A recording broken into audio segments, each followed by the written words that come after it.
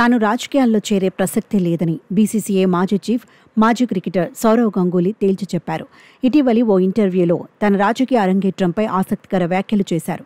వచ్చే ఏడాది పశ్చిమ బెంగాల్ అసెంబ్లీ ఎన్నికలు జరగనున్న వేళ ఏదైనా రాజకీయ పార్టీలో చేరాలని అనుకుంటున్నారా అని అడిగిన ప్రశ్నకు చిరునవ్వుతో నాకు ఆసక్తి లేదని సమాధానమిచ్చారు. ఒకవేళ సీఎం పదవి ఇస్తానని హామీ ఇస్తే రాజకీయాల్లోకి వస్తారా అని ప్రశ్నించగా అలాంటి ఆలోచన లేదని స్పష్టం చేశారు. ఈ క్రమంలోనే టీమిండియా జట్టుకు కోచ్గా పనిచేసేందుకు గంగూలీ సంసిద్ధత వ్యక్తం చేశారు. తాను వేర్వేరు పాత్రల్లో పనిచేసినందువల్ల టీమిండియా కోచ్ గురించి నిజంగా ఎప్పుడూ ఆలోచించలేదని తెలిపారు.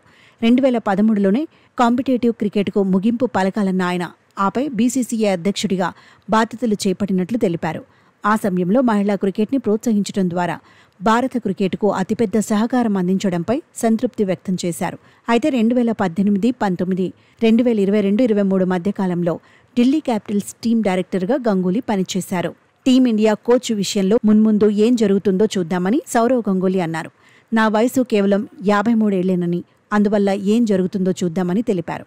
నేను దానికి సిద్ధంగానే ఉన్నానని, అది ఎక్కడిదాకా వెళుతుందో చూద్దామని తెలిపారు. అలాగే ప్రస్తుతం కోచ్గా ఉన్న గౌతమ్ గంభీర్పై ప్రశంసలు కురిపించారు.